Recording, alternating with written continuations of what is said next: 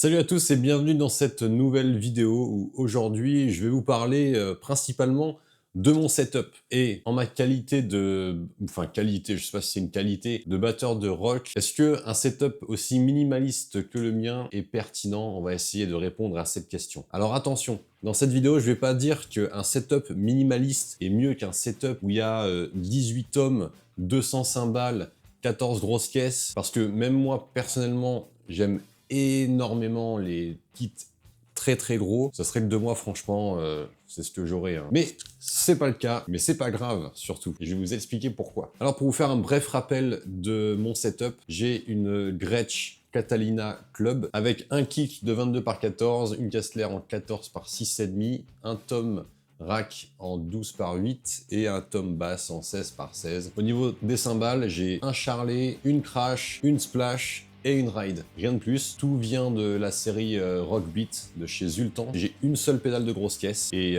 j'y reviendrai peut-être un peu plus tard dans la vidéo, mais c'est pas plus mal non plus. On va diviser cette vidéo en plusieurs chapitres et le premier chapitre s'appelle la créativité sous contrainte. Pourquoi la créativité sous contrainte? Le concept en fait de ce chapitre, c'est si t'as qu'une crash et qu'une ride, t'es obligé d'exploiter différemment le setup et de l'exploiter vraiment à fond pour faire sonner et élargir le plus possible ta palette de sons avec le matos qui est limité. Mais du coup, le fait de ne pas avoir par exemple de deuxième crash, ça oblige à explorer un peu les capacités de la seule crash que j'ai, à exploiter aussi tout le potentiel crashable, si je puis dire, de la ride. 2 tomes, pour moi, c'est vraiment un truc complètement fou, parce que j'ai toujours eu plein de tomes, 4, 5, ça commence à faire beaucoup. Et là, pareil, ça oblige à développer des breaks qui sont vraiment différents. On peut pas simplement se contenter de faire une descente de tomes, on est obligé de faire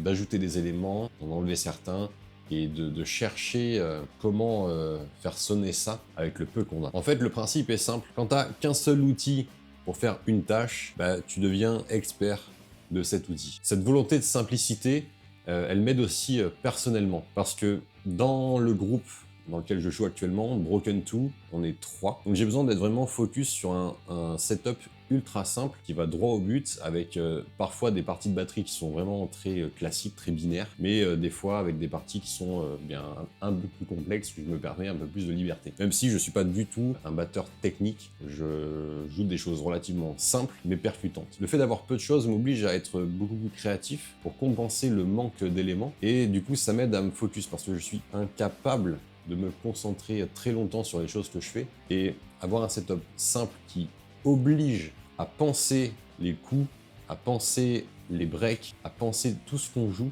ça m'aide à focus et à booster la créativité par ce moyen. On a passé un bon moment sur ce chapitre. On va passer au deuxième maintenant. Le deuxième chapitre, il est un petit peu en rapport avec la dernière info que je viens de donner. On parle de la stabilité physique et mentale. Avoir un setup avec beaucoup de choses, des choses qui bougent dans tous les sens, des informations de partout, peut-être que c'est un peu compliqué à gérer pour moi, qui ai besoin de me focaliser sur l'essentiel. Et en même temps, avoir aussi du hardware qui bouge dans tous les sens, c'est un truc qui compte et qui libère vachement l'esprit quand on sait que tout est en place, que rien va bouger. J'ai le cas, jusqu'à il y a pas longtemps encore, de mon pied de Kessler qui faisait que se balader. J'ai trouvé la solution pour arrêter ça. Mais ça, je vous en reparlerai dans une autre vidéo dédiée au hardware que j'utilise dans mon setup. En tout cas, voilà, moins de hardware qui bouge, c'est plus de focus sur le groove. L'idée, c'est de simplifier aussi le setup, de le stabiliser, aussi d'avoir quelque chose de vraiment très rapide à mettre en place, mais ça, on y reviendra un petit peu plus tard. Troisième chapitre, je l'appelle le son signature versus le son standard. Est-ce qu'on peut dire qu'un kit plus petit a plus de personnalité? Ça, il faut voir. En tout cas, j'ai vraiment choisi mon kit pour les besoins de mon groupe Broken 2. On est 3, une guitare, une basse, une batterie. Il fallait un kit avec du caractère, avec de la personnalité, un kit qui puisse prendre quand même beaucoup de place pour combler des potentiels vides qui pourraient faire que les prods sonnent vides. Et là, niveau personnalité, j'ai ce qu'il faut. J'avais jamais joué encore sur un kit en acajou. Waouh! Quelle galère des fois, mais quelle galère. Alors l'acajou, c'est vraiment un bois qui est vraiment particulier. Il a beaucoup de bas médiums qui sont rendus dans les harmoniques. Il a besoin, en tout cas dans notre style, il a besoin d'être vraiment contrôlé pour pas envahir. Voilà, parce que j'ai aussi cette réputation de frapper. Voilà, je suis pas là pour caresser la Kessler, et il faut vraiment arriver à pouvoir contrôler tout ça. Donc ça passe par des peaux double pli, épaisses, le son le plus mat possible, avec des Evans hydrauliques sur les frappes, sur les tomes, une EMAT 2 avec le gros anneau atténuateur sur le kick, dans le kick pour mater encore plus les harmoniques. Heavyweight en frappe sur la Kessler avec un damper M80 de chez Snareweight pour vraiment avoir le son le plus mat, le plus court, le plus impactant possible. Parce que c'est ça qu'il nous fallait dans notre son pour notre groupe.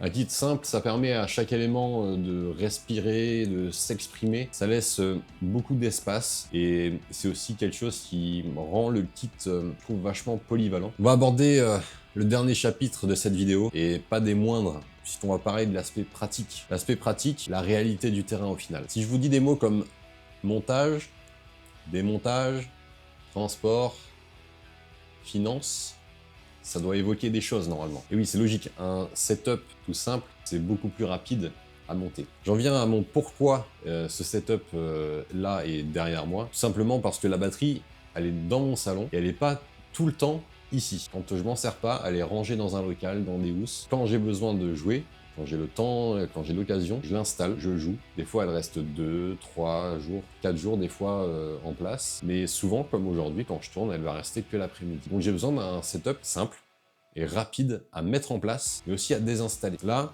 pour installer la batterie, 10 minutes. J'ai mis des repères de partout. Pareil pour désinstaller, une dizaine de minutes. Moins de choses aussi dans son setup, c'est quand il faut remplacer, parce qu'il y a forcément toujours des casses de cymbales, des casses de hardware, des casses de peau. C'est aussi un moindre coût. Quand on n'a pas forcément le budget, mais qu'on veut quand même du beau matos, c'est aussi moins embêtant pour les autres membres du groupe ou pour les personnes qui m'aident des fois à transporter le matos, qui m'aident pour certaines tâches, parce que il y a moins à faire. Et c'est aussi important. Alors en conclusion, mon setup actuel, pour moi, c'est pas un aveu de faiblesse. C'est un challenge, ça c'est sûr.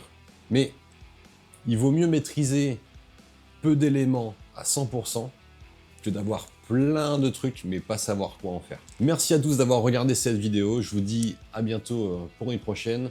Ciao tout le monde et jouez bien. Ciao ciao.